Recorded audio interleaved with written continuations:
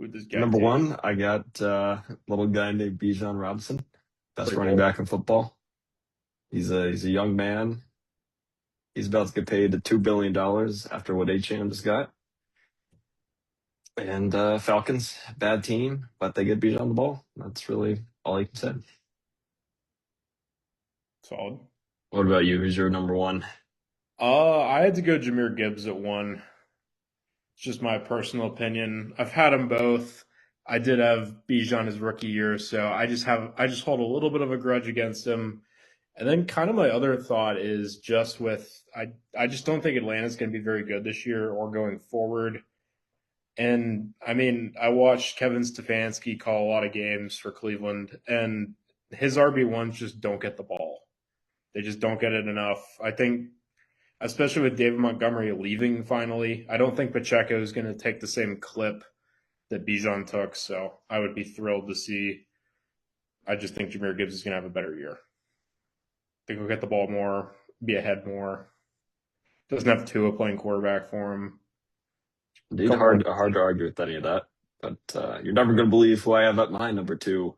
Never Little believe guy on the Detroit Lions named Jameer Gibbs. Everything you just said, great offense in the Lions, plenty of weapons. Jameson Williams, Amon-Ra, Sam Laporta. Pretty awful quarterback up there, but everyone else does their job. Great offensive line. Dan Campbell loves Jameer Gibbs, loves getting the ball. Great and take. really, I have Bijan at one and Gibbs at two, but they're both one, and then there's a little bit of a break between 1, 2, and 3 there. But if you have either of these guys, you're not moving them for less than the firstborn child of your league mates. I think that's safe to say. I would agree. I have Bijan at 2 in my rankings, kind of just for the same reasons. There's 1, there's 2, there's a pretty solid gap.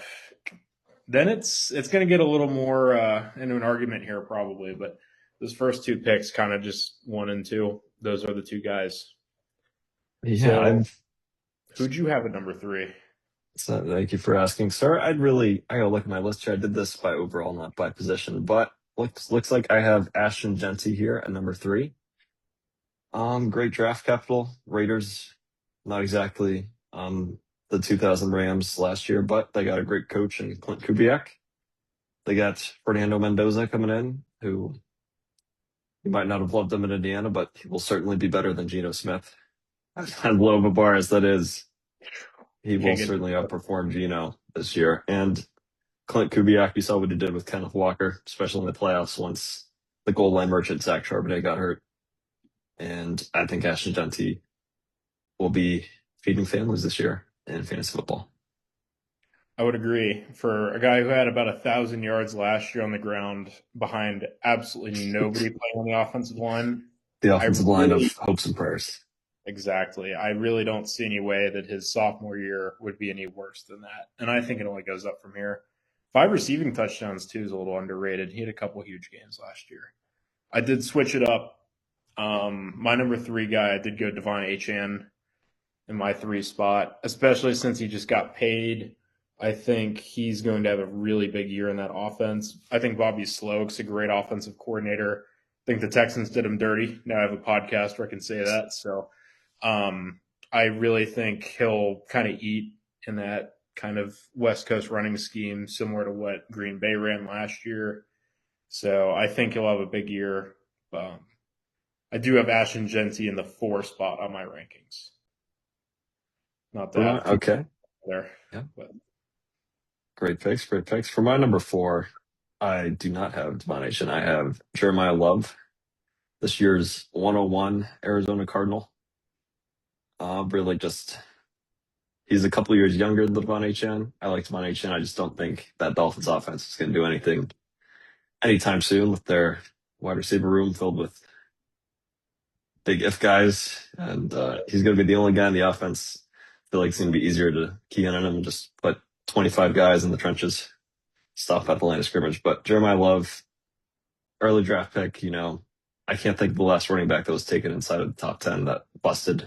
Clyde Edwards-Helaire maybe, but usually it's a pretty safe bet that these first-round running backs, especially in the early picks, will pan out. And obviously the Cardinals aren't exactly deadly right now. But I think if you're rebuilding or even just a contender looking to retool, I think Jeremiah Love's a great running back to get.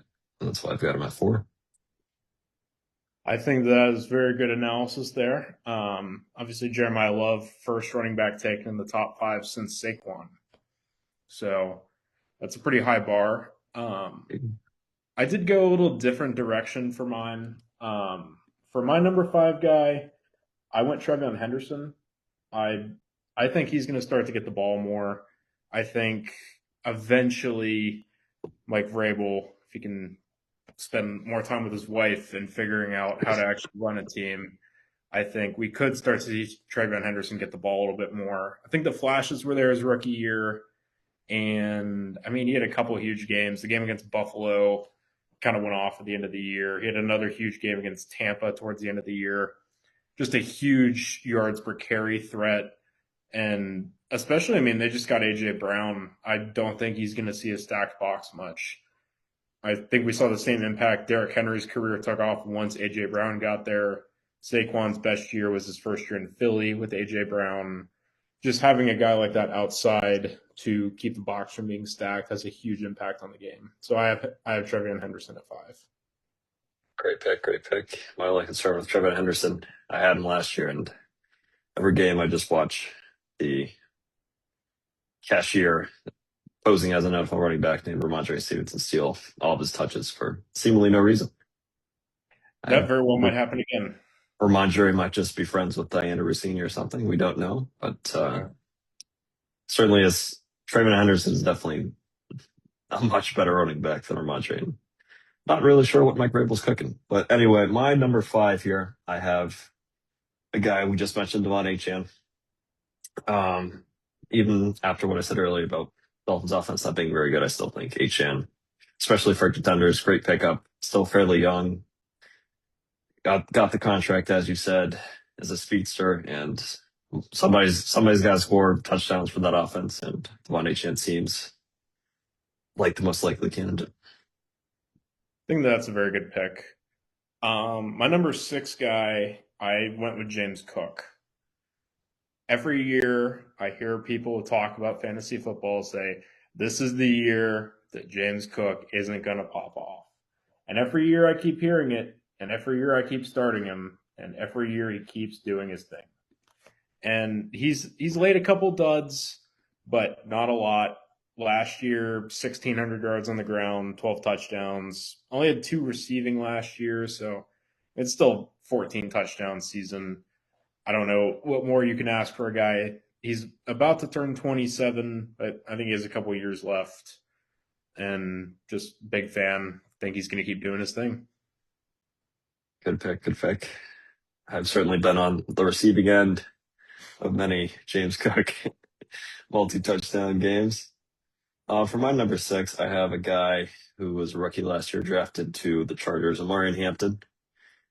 I think when he got the ball and early in the year when the Chargers offense was actually still alive and not all in the hospital or lost to time, they were really humming. And hopefully their offensive line certainly should not be worse than last year. I don't think it would be possible. And especially once they get their big tackles back, I think Hampton's going to be in for a great season, especially with Jim Harbaugh running that offense. He's stuck in the 1940s and just loves big offensive linemen running the ball. So I think that's a recipe for a great fantasy season for Omarion Hampton. I would agree. He is on my rankings in the number 9 spot. For 7 for me is Jeremiah Love. Thought it was a little low. I'm a little bit scared of his offensive line, but I think he'll figure it out. Eventually, I think Arizona will get somebody down there to block in front of him, but man, that division is going to be a killer, especially this year. You could argue that facing Nick Bosa and the 49ers is going to be the easiest task that he's going to see in that division. And he's doing this with Carson Beck or a holding out Jacoby Brissett at quarterback. So eventually I'm sure that'll get better, just like it will for Ashton Genty, but just a little bit concerned there for now. Yeah, I think with Jeremiah Love and Genty, you're definitely not wanting them if you're a contending team. You want those guys on a retooling team or rebuilding team because this next year or two for Love, and maybe Gentry is going to be basically a wash. But let's see. For my number 7 pick, I have a guy who has pissed me off many times, Jonathan Taylor, Indianapolis Colts. Great running back, went college of the Wisconsin Badgers. Of course, I drafted him the one year he broke his ankle and played 2 games, but try to be unbiased here in my rankings. And Jonathan Taylor, great running back, had a career year last year. Probably not going to do that again this year, and for a bit of a down year. But I still think he'll be in a great spot. Colts offense, Daniel Jones, somehow outperforming expectations last year, and he got a new contract. I think that Colts offense is going to run through Jonathan Taylor, and I think that he will continue to be the focal point of Shane Steichen's offense for a couple years to come. That's why I've got him at 7. I would agree. Well, I can save you some of your less positive things about Jonathan Taylor because I have him in the 8th spot. So I will be more than welcome to glaze Jonathan Taylor for the next minute or two here. Been a fan since back in the day. Think he'll keep doing his thing, kind of like what you talked about. Put up 5 a carry last year. He's averaging about 5 a carry for his career. Again, I had no clue how the Colts offense was doing anything for half the year last year. I guess if Daniel Jones comes back and he could move somewhat, maybe they keep doing it. But I think 2 to 3 years. I don't know what his career is going to look like. I have trouble seeing the Colts keep him. Just I think they're kind of the end of the line. I mean, they don't pick in the first round this year, and I mean they're paying Daniel Jones $42 million. They're paying Alec Pierce $27 million. I don't know. I just don't think it's a recipe for success. I could hate on the Colts for a while, but I'll go to my my number 9 spot in my rankings is Omarion Hampton. So kind of kick that back over to you. Thank you, sir. I'm my number 8 spot. The guy we already talked about, James Cook.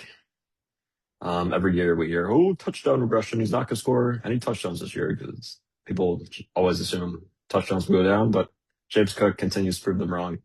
Obviously, he's a bit of an older guy here, so probably don't want him for a rebuilding team, but for contenders, great running back. And I mean, especially with Josh Allen starting to get fewer goal line stinks here as he gets up there in age, turned the big 30 recently, new father, probably wants to protect himself, I think. Why not hand the ball off to James Cook, give him some more touchdowns, you know? And For sure. the Bills offense should be better this year as well, especially with DJ Moore coming in much better than Amari Cooper or whatever else they had last year at wide receiver. So should be an improved offense.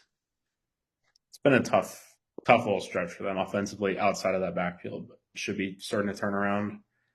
Who'd you have at number 9?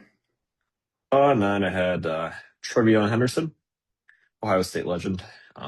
Like you said previously, hopefully he gets the ball more. Flashes were definitely there his rookie year. Big explosive play monster. Not really too many concerns. Just the only thing in his way really at this point in time, the only reason I don't have him higher than 9 is Ramondre Stevenson continues to somehow take all of his touchdowns, all of his starts. I don't understand it. I don't think anyone understands it. I don't think Mike Vrabel understands it. I think he's just in too deep at this point and is doubling down. I think you're right. Who's in your 10 spot? Let's see. At my 10, I put Saquon Barkley. Obviously, he's no longer a spring chicken, but he is on one of the most loaded offenses in football with the Eagles. They got rid of Saddam Hussein, a.k.a. Kevin Patullo. The city of Philadelphia almost burned down when that news broke because he had been terrorizing their sports fans for a whole season. But I think Saquon's going to see a big return to form this year now that the offensive playbook is more than slants, curls, and go balls, hopefully. Their new offensive coordinator will spruce things up a little bit. And I think Saquon is going to have a similar season as to what Jonathan Taylor had last year. And that's why I got him at 10. I could definitely see that. I thought about putting him in my 10 spot. I'm a little concerned with Saquon just because he keeps talking about retiring really early. And it's like, I mean, with the ACL tear, and he had 1 or 2 down years when he was stuck playing in MetLife on the Giants, he's never going to get up there like on the all-time yards or touchdowns list. He's got his touchdown. He doesn't have anything to prove to anybody. And I mean, he's made a ton of money, so I think I'd have him up here. I was just concerned about what the next couple years held. If you need a guy for like the next 2 years, though, he's probably going to be that guy still. It's just the concern of if you're 3-4 years out from competing, might try to find somebody else. My 10th spot, no, you're not going to like to hear this, but I was thinking about bringing it up when we were talking about great running backs, formerly trapped behind just terrible running backs. Kenneth Walker's in the 10th spot. So happy to see him free from the terror that is Zach Charbonnet. I could do a whole Zach Charbonnet hate episode. Seems like a great guy, so I'm not going to do that. But just seeing him free from Seattle brought me a lot of joy. He's only 25 years old. He's had a lot of kind of little nagging injuries. I'm a little concerned about that. But in Kansas City, a place where they haven't had any running threat since really Kareem Hunt really early in his career. And then Isaiah Pacheco, his like one rookie year. I think that we could see Kenneth Walker have a top 10 fantasy season for the next year or two.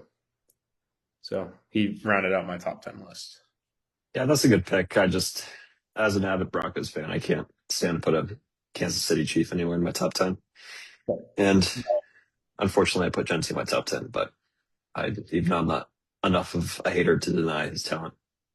Yeah, my only concern with Kenneth Walker, as you touched on, are all of his injuries. I don't think he's finished the full season, but certainly, hopefully, he can turn that around on the Chiefs. And obviously, a great situation, great offense there. And the bad man, the goal line vulture, Zach Charbonnet, is no longer stealing his 6 points. So things are looking up for Kenneth Walker owners. All right, you want to switch over to wide receivers next? Yes, sir. And kick it off with your number one wide receiver there, sir. All right. I went with Jamar for my number one receiver. I felt like Jamar